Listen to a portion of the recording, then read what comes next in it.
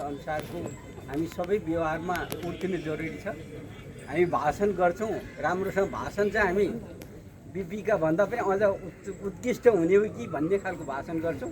त्यसलाई कार्यान्वयन गर्नेमा हामी कतै न कतै कमजोरी छौँ। त्यसकारण साथीहरूलाई मेरो अनुरोध छ, भाषण होइन व्यवस्थापनमा बलियो हुनु पर्यो। हामी पार्टीलाई कसरी मजबुत बनाउने, पार्टी मात्रै होइन देशको यो समाज कसरी मजबुत बनाए। यो समाजमा हाम्रो पार्टी मात्रै छैन, यो समाजमा विभिन्न खालका जात छन्, विभिन्न धर्म छन्, विभिन्न समुदाय छन्। ती समुदायको संरक्षण गर्ने कुरा पनि हामी सबै मानवको हो। मानव जातिको विकास सँगसँगै सबै कुरा पर्यावरणदेखि वातावरणदेखि सबै कुरा संरक्षण गर्ने दायित्व पनि हामी मानवको हो। त्यसकारण हामी पहिलो त मानव हौँ। त्यसकारण मानवीय व्यवहार हामीले सबैले गरौँ।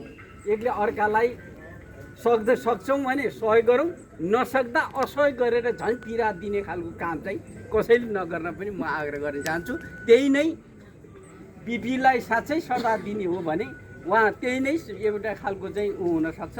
किन हामी मानव जातले गर्नुपर्ने धर्म, मानवले गर्नुपर्ने व्यवहार र पार्टीका नेता साथीहरूले गर्ने कुरा पनि स्वच्छ र अगाडि बढ्न पनि म आग्रह गर्न चाहन्छु। साथसाथै बिपी कोइराला 44औं स्मृति दिवस मनाउँदै गर्दा सिङ्गो पार्टी हामी सबैका तर्फबाट उहाँलाई श्रद्धा सुमन व्यक्त गर्न चाहन्छु।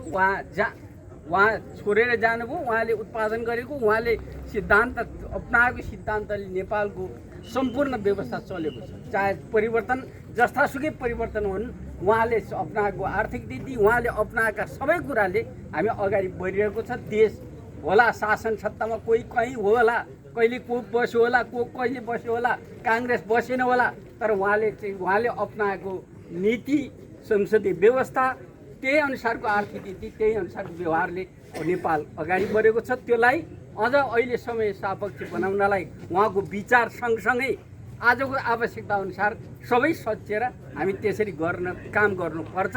पार्टीका सबै साथीहरूलाई अब क्रियाशीलको अन्त्य होला।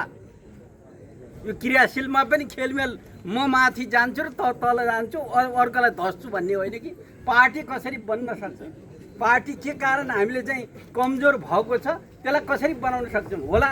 व्यक्तिगत किसिमले कसैसँग कोही कुरा नमिल्दा, तर नमिल्दा पनि पार्टी सिङ्गो देश बनाउनलाई, सिङ्गो समाज बनाउनलाई हाम्रो एकताको आवश्यक छ। यो मान्छे ठिकै हो, यी मान्छेलाई क्रियाशील बनाउँदा हुन्छ भन्ने खालको सोचका साथ बनाउनु होला, ताकि अरू पार्टीमै नभएका मान्छेलाई क्रियाशील बनाउने र पार्टीकै सिद्धान्त नबुझेका मान्छेलाई क्रियाशील बनाएर पार्टी कब्जा गर्ने हिसाबले कोही साथीहरू पनि नलाग्न पनि मैले आग्रह गरेँ। पार्टीका साथीहरू पार्टीभित्र होला विमति, त्यसलाई विमतिलाई पनि सहमतिका साथ अगाडि बढ्ने खालको वातावरण बनाएर अगाडि बढ्नु होला, सङ्गठनमा मेहनत गर्नु होला, त्यसरी जानु होला।